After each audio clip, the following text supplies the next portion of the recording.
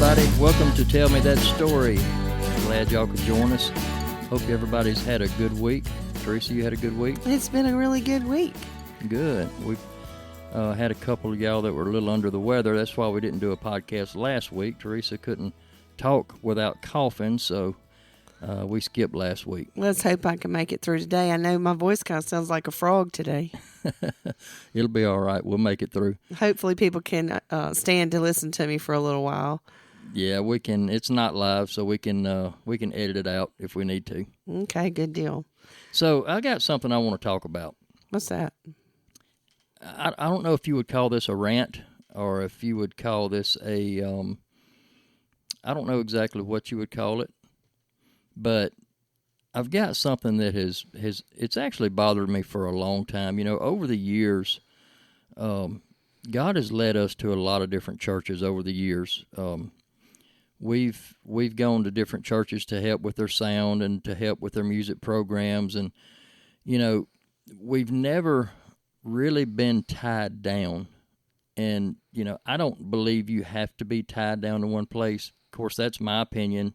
You know, I can't find scripture to say any different. But anyway, that's my opinion. That's not my point. As church people, as God's people, when visitors come in our church, we need to make them feel welcome. I have seen it so many times, and I've seen the extreme to both ways. I've seen churches you go in and everybody almost line up to hug you and speak to you and shake your hand. And I've seen other churches where you can go multiple times and they never even acknowledge you're in the room. I know. I remember one time as a teenager, because my daddy, you know, I came from a singing family. My dad always sang in groups, and we'd go to sing somewhere and visit. And I remember one church in particular that's what happened, where they were all hugging you, like everybody in the whole building. Yeah. And I was so freaked out. Everybody wanted to hug you. It was like, why are they wanting to do that? Why are they doing that? I don't know these people. Well, you know, I'm secure in my faith. I don't need recognition anywhere, but let's speak hypothetically for a minute. Let's say I'm a lost person, and I'm looking for a church. Never been to church before, and I'm looking for a church that I can plug into and I can get involved in and grow my faith. And I go to this church, and I walk in, and I sit down, and nobody speaks to me. Nobody acknowledges I'm there. Nobody's friendly to me. So I think, well, you know, I'll find another church. Well, I go to another church, and it's the same way. How many times do I have to do that before I say, you know what, if this is what church is about, I don't want any part of it. Yeah. If people are coming to your church, because we're the body of Christ. We need to do everything in our power to make those people feel welcome, because we could be their last chance. We could be their last chance to make things right with God before they go out into eternity.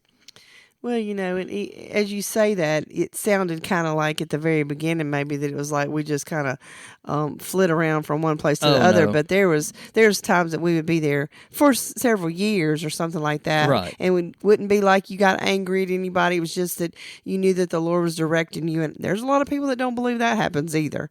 But it does. It does, you know. But he would send you in to help for a season or something like that. So I just remember one place in particular, and our kids were, you know, under the age of teenagers, kind of that mid area right there. And they'd be like, why do you have to be the last one to leave?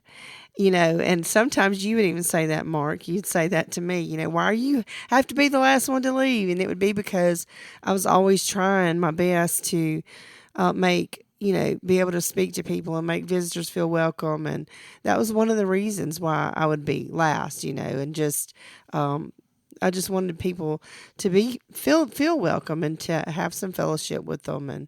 But I understand what you're talking about. And recently God led us to do exactly what you're talking about right at the moment. I mean, and we went in somewhere, and that's what happened. It was just like, you know, nobody spoke or anything. And so then you like, okay, well, we'll give them the benefit of the doubt. And you go back, and we're strong Christians. Right. and strong Christians. And what if we weren't? And so we went back like 3 times. And still, after that third time, you still felt so Out of place. uncomfortable and out of Yeah. place. And I'm a strong Christian. Why is that? Yeah. The only person that spoke, there was 2 people that spoke to us, the door greeter, and that's his job. Yeah. And you had a lady in the restroom speak to you, and she was a visitor also. Yeah. And, well, I had one more person. There was one person there that I knew, but it was just so uncomfortable. If a person doesn't feel welcome in your church, they're not coming. And I know I know some of these smaller churches, they got the attitude, we got 20 and that's plenty, you know. They don't want anybody new to come in because they might get their seat. My forward no more. Yeah, yeah. I didn't even know we were talking about this today, Mark. So. Yeah. Wow. I heard Gerald Crabb say they don't want new people to come in because they're scared somebody might get their seat. Oh. But, you know, we need to make new people feel welcome in our church. If they leave our church and they don't feel welcome, maybe they didn't enjoy the message. Maybe they didn't enjoy the singing. Maybe it didn't suit them. But at least they could leave saying, wow, that's a friendly bunch. Yeah, you can tell they're Christian. Right. Rather than to go into a church and say, man, the singing was great and the message was great, but that is a rude bunch of people. That's right. That is terrible for God's people.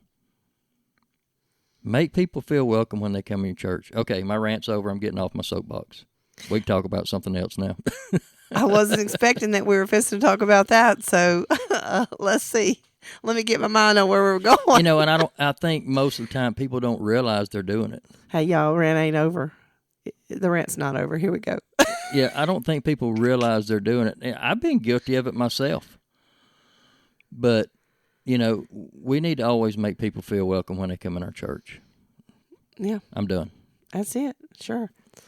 So even in what we just talked about right then and talking about how God directs you to go and do different things, we can still, I don't know if that's how your mind got on that subject or whatever, but just as God directing, let's just go with that. We can go with God directing and God speaking to you, God leading you, whatever. I know we talk about that kind of stuff a lot, but today, I know you and I were kind of talking about a couple of stories a little earlier in the day, and I had something that I had on my mind, and you know, we talk about God leading you in a direction a lot, and we are so strong in believing that when you have that relationship with Him, that you should be hearing from Him, you should be following the leading of the Lord, following His direction, and sometimes, you know, it can be in different kind of settings. And so I had a setting.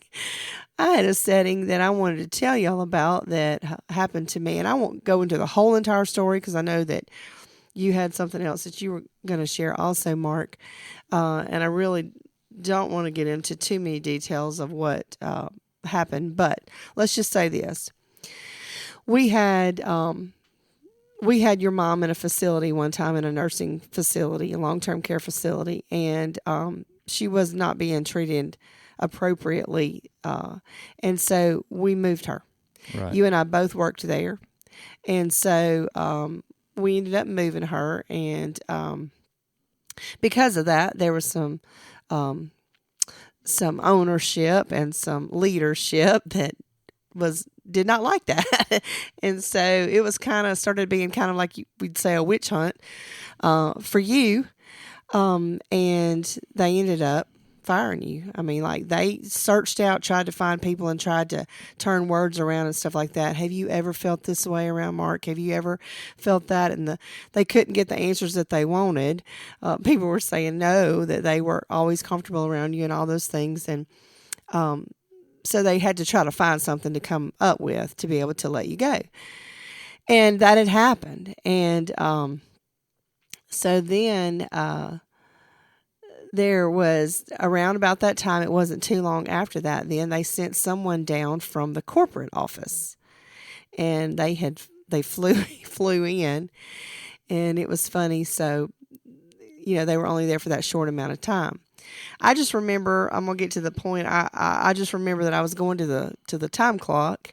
I mean, I was around close to the time clock, and all of a sudden I heard, "Go home now." And I was like, okay, well, let me run up to the front and tell them that I'm going to go ahead and leave early, um, in case they needed to talk to me or anything like that. And then I heard, if they need you, they will call you. I know that sounds funny probably to us as humorous, but if they need you, they will call you. It sounds kind of like, makes me think about that movie, Mark. What if you build it, they will come. Yeah.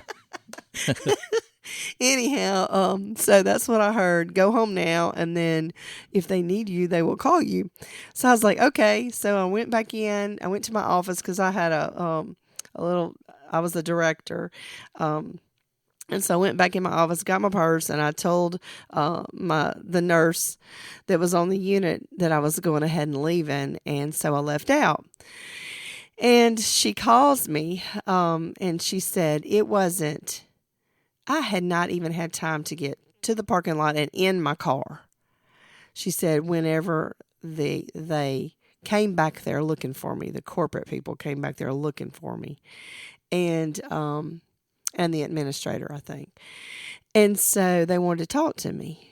Well, I wondered, what's going on? Well, long story short is they were trying to find a reason because, we had moved Mark's mama from the facility and that kind of thing. So it just wasn't going very well. And they were going to try to fire me too.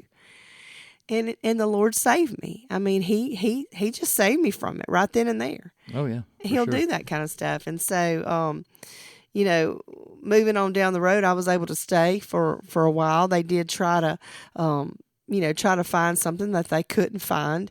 And I was able to stay. And I told the Lord, I said, God, I know that they're trying to get rid of me, because of all this stuff. And I said, but I'm asking you, God, to, help me to be able to stay, that they will not be able to fire me, and that I'll be able to stay, and I'll leave when it's your time for me to leave, that you'll let me know, and I'll be able just to bow out gracefully. And that's exactly what happened. So I was able to stay longer, and the Lord blessed me. He absolutely blessed me.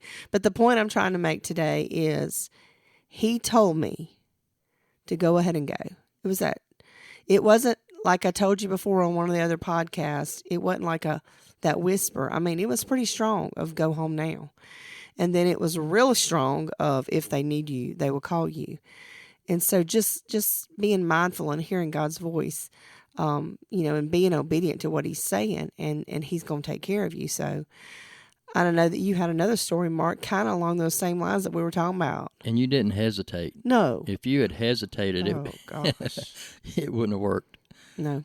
Yeah. It was go now. I mean, I wasn't expecting it at all. Yeah, I'd never been fired from a job before until then. And I can honestly say the only job I've ever been fired for, I really don't know why. Yeah. But anyway, it worked out for the better. I got a better job that I absolutely loved. Absolutely. And God just blessed. It was a blessing in disguise. It was a double blessing that came. Yeah, absolutely. Yeah, I had we were talking on the way here about some things that happened, and I told y'all on the first episode that you're going to hear some things that might, some things that might make you laugh, some things that might make you cry, and you may hear some things that make you scratch your head and wonder why, Hey, did you just kind of give a little rhyme there? I did. I'm a poet and don't know it. But yeah, you may hear some strange things, and I got a little strange story to tell you, and I really don't, I hate to call it strange because I know it was a God thing, but at the time, it seemed really strange. I was a teenager. I was driving, so I was probably, 16, 17 years old maybe. And, we lived way out in the country. Way out in the country. Well, you had to drive past the country to get to our house. That's right. And it was 30, 45 minutes to the nearest town where we would go on weekends. All the boys, teenager, we'd get out and ride up and down the boulevard and waste gas, and that was our entertainment. That's all we had. And then sometimes we would come back. We had a little country store right down the road from our house, and we would come back and park our trucks in the parking lot of this old store. How far do you think that was from your house, Mark? It was 2 miles exactly. Okay, that's what I was Yeah, thinking. from that store to my dad's driveway was 2 miles. Yeah. And we would sit at that store in the parking lot and talk and play our music and stuff. And then, you know, when it came time for curfew, everybody get in their trucks and go home. And my curfew was at midnight. Mm-hmm.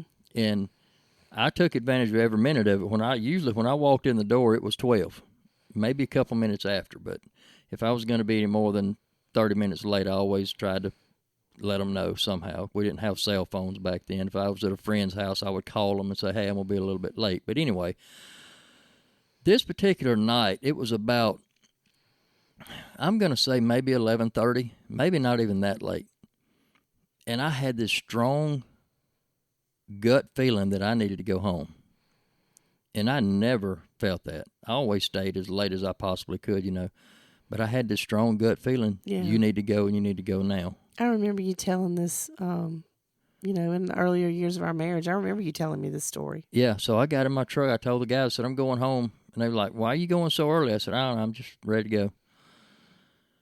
And I drove home, and when I pulled up in the driveway, my parents were standing in front of the house in the driveway, and my mother was crying. And I got out of the truck, and she said, are you okay? I said, yeah, I'm fine. What's wrong? She said, nothing happened. I said, no, nothing's happened. Why are you asking me that? She was in the kitchen washing dishes, and my dad was in the living room, I think running the vacuum, if I'm not mistaken. And she said, I heard the back door open and close, and I heard you say, hey, I'm home. And she said, I looked around and nobody was there.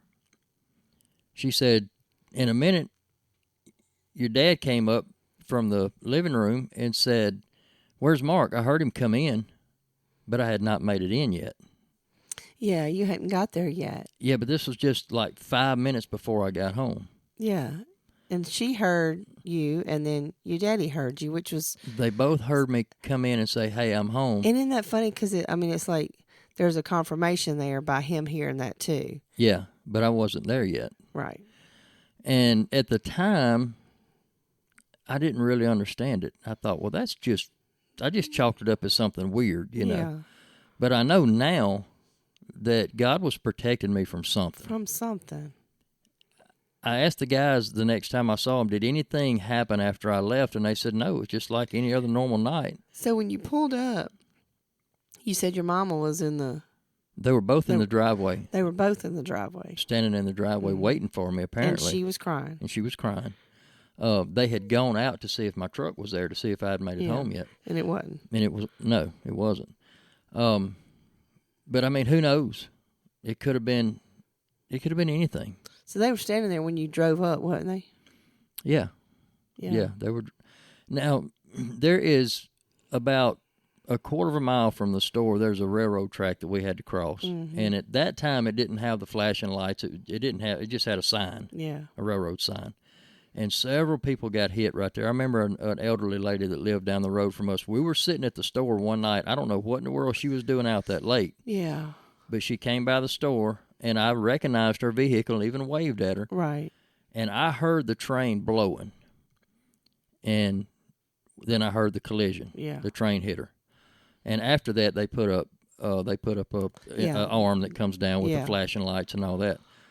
But I just wonder, it was about the time of night that the train comes through. Yeah, did you have any kind of a feeling about that it, what if it was this or anything like that? I had a feeling of dread. That was it. Almost like a fear. Yeah. That I had to leave, and I had to leave now. Yeah. But I don't know. I guess we'll never know.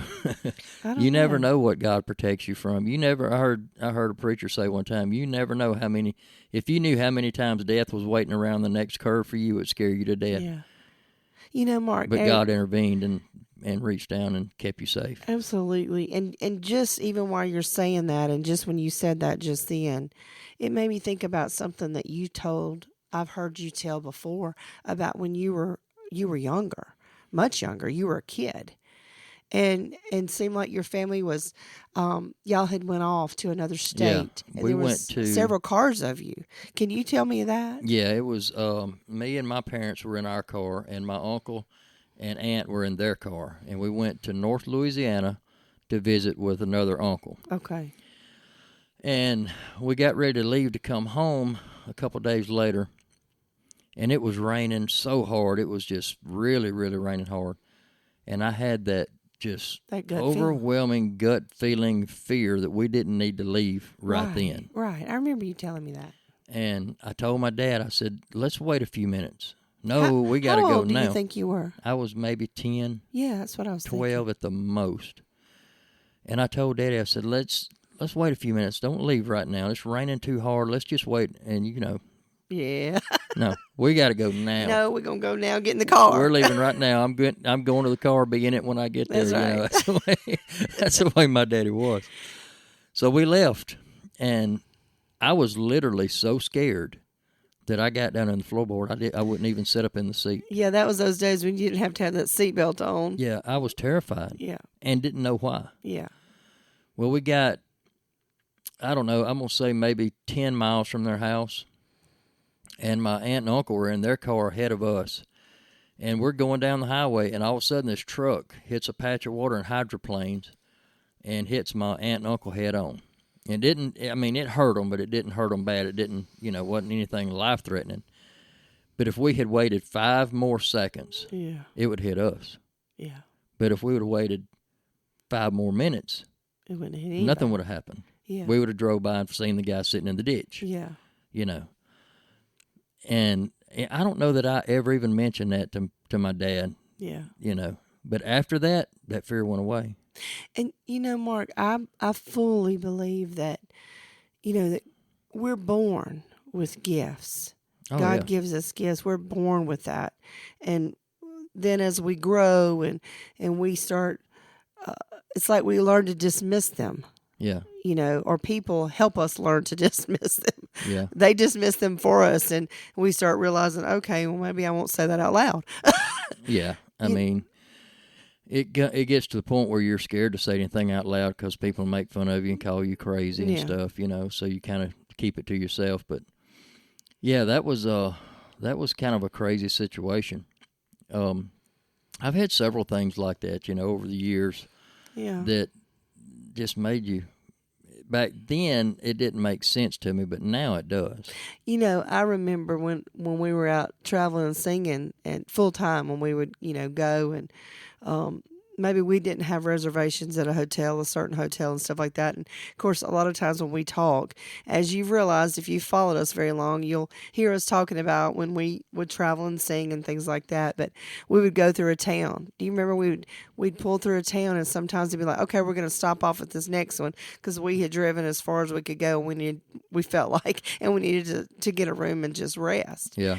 And we'd pull through that town, and like both of us at the same time, like, I'm not staying here. Nope, this ain't is it. Not the place. Keep driving. Keep driving. Yeah, that's just discernment is all that is. Yeah, but a lot of people don't believe in that. Well, it's true. I mean, it's real. Yeah, that's happened a lot of times. Absolutely. You even drive through a part of town and you get that feeling, we it's don't we need to hair get out of here. stands up on the back of your neck. You're Yeah. like, no. Yeah. We need to go. Yeah, and I could tell plenty of stories about that, feeling things when people around you don't, Oh, yeah. Well, I know exactly what you're thinking about, and we'll talk about that another day. Yeah, we'll go there another day. Y'all stay tuned. This is one of those times when Mark says, stick around, you never know what you might hear. Well, y'all be sticking around and watch some of these listen to some of these other podcasts, because, honey, you never know what you liable to hear. You talking about the road? Huh? You talking about the road? No, I'm talking about... No, when we lived in Mississippi, we had a road that was right up the road from our house, a gravel road. And this road was a cut-through road, and there was only like 2 houses on this road. And our property, this road, if you look at it on a map, it is straight as an arrow until you get right at the end, and it's got a little curve in it. Well, our property line ran perpendicular with this road, and there was a certain place on this road where when you get to this certain spot, your hair on the back of your neck would stand up. Oh, no. And you'd get it. It would say it'd give you the heebie-jeebies. Give you the heebie-jeebies. That's what I call it. And I was like, what in the world, and also on our property, at the back of our property, about Yeah. even with that Yeah. spot, you would feel it back there. You know, I used Yeah. to deer hunt back there a lot, and that was one of the places I would not stay in that spot until dark I rem- because I I just remember. couldn't make myself do it. It just felt so I know. weird and eerie. Yeah, I know. I know I So, would walk the property. Sometimes I'd walk around, for exercise and stuff, and I would walk real fast when I got to that place. and But that's not what I was talking about, but go ahead. we have a friend that she is very spiritually sensitive, and they live just 2 or 3 hours from where we're at now in Cumming, Georgia, and we kind of put it to the test. We took her down that road, Yeah. and We didn't say nothing. Didn't tell her anything. That's right. And when we got to that spot, she went, "Ooh, man, what goes on down here?" And I said, "Oh, you felt it, huh?" She said, "Did I feel it?" She said, "It was strong." And we were like, we don't know, but we feel it every time we come through here. And I've took other people down there, and they didn't say a word. Yeah, but But yeah, discernment's real. Some people don't believe in it, but it's absolutely real. Absolutely real. I've had people walk up behind me that I didn't even know they were there, but I could feel them standing behind me. Oh, yeah. There was a guy I used to work with. Now, this guy was, I hope he made things right before he left here, but he's gone on now. He's not here anymore. But he was probably one of the most evil, hateful people I've ever met. And I was sitting at the table in the break room one day reading a magazine, and all of a sudden I felt this just strong cloak. the hair on the back of my neck stood up, and I felt this cold feeling that went up and down my spine. And I looked around, and he was standing behind me. I had that same thing happen to me it was a lady that came up behind me. Yeah, this guy was evil personified. Mm-hmm. And don't mention being a Christian, man. He would, oh Lord, he would give you a hard time. He gave me a hard time. But anyway, yeah, I hope he made things right before he left, because he was not a good person. It was not right then, was it? No. Well, I just hope that something that we've said through all of this today, I don't know how long we've been talking here, but I hope something that has encouraged you to know. I believe we talked somewhat about that maybe on the last podcast that we did, but when you hear the voice of God, or you have that gut feeling, that gut feeling, that you've got to do something, then don't hesitate. Just go for it. And one thing I learned through all that, even back in my teenage years, after I had that experience, if me and some of the guys were planning to go do something, and I had a bad feeling about it, I wouldn't go. That's right. I'd go home. I'd let them go. I'd tell them, I'm not going. I ain't going home tonight. Yeah, because, you never know. When I firmly believe that that's God giving you a warning. Absolutely. And if you've never felt that before, it can be very strong. It can be a very strong feeling. It's more than a gut feeling. It's almost like a fear that comes over you. Then if I do this, something bad's going to come of it. Yeah, so it's that warning. It's just a warning. Yeah. That the Lord's giving you the warning to go. So, anyhow. Well, I guess that's about it for tonight. Yeah, that's all that I have. I really wanted to talk about that, and here again, we just want to drive that home to you, that if you hear, you hear that the voice speak to you, the voice of the Lord, go ahead and go for it. And you'll probably hear that a lot from us, because we firmly believe that. We've lived that way. And that's why people say y'all have some really amazing stories. Y'all have lived through some amazing things, and we have, and that we've been able to see some amazing things, and it's because of being obedient. Are we perfect? No. Oh, absolutely not. And I can tell you of a time that I know that I was supposed to do something. We were singing somewhere. It was a bunch of people there. It was several thousand people. I knew what we were supposed to do. And because we were in front of a bunch of people, so many people, I was not obedient to what I knew God said. And ever since then, I've always wondered what would have happened if I'd have went ahead with my gut, with what I felt like that the Lord was telling me at that time. And that has always been there, always. Yeah. That reminds me of a story. I'll tell this real quick, and then we'll wind it up. Brother Gerald. Who? Brother Gerald Crabb. I say who? He said I know who. The Crabb family, they were singing at this big church. Several thousand people in attendance. And he said, this was the deadest church we ever sung at.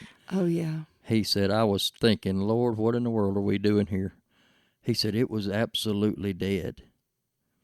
And he said, we were sitting on the front row. And he said, God spoke to me and said, get on your hands and knees and crawl across the front of this church. Yeah. And he thought, no, that not ain't God. That's that. the devil telling me that. That ain't God.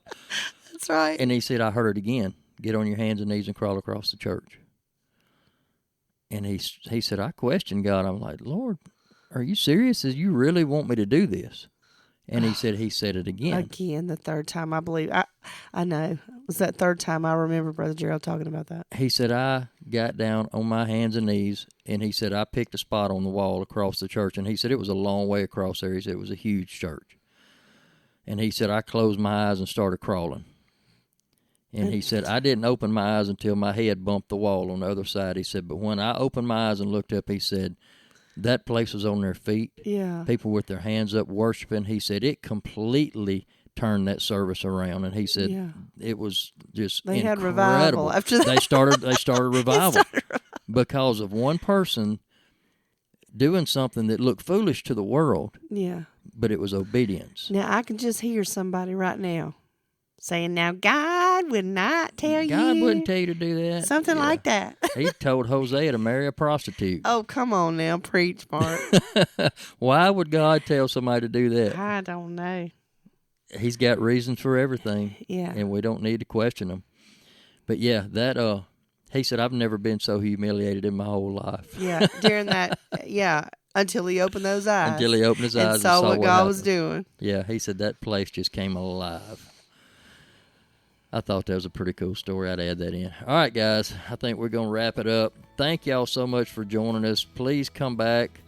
If you can, rate and review. If your app that you listen to these podcasts on has a rate and review button, rate and review and let us know what you think about the show. If it has an email link, send us an email. We'd really appreciate hearing from y'all. God bless y'all. Y'all come back to see us next time. Blessings. Bye-bye. Bye-bye.